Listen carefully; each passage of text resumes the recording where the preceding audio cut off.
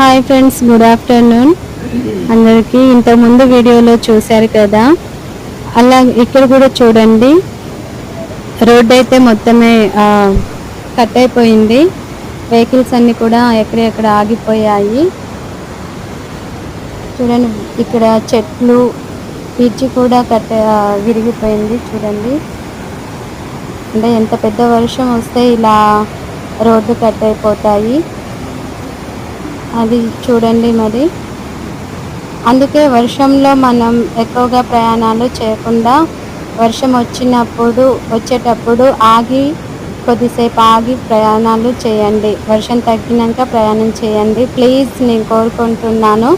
ఎందుకంటే ఈ వరదల వల్ల ప్రయాణాలు చేసి మనం చూస్తూనే ఉన్నాం కదా, వరదలో కొట్టుకోవడం అని. చాలా జాగ్రత్తగా ఉండండి ఫ్రెండ్స్.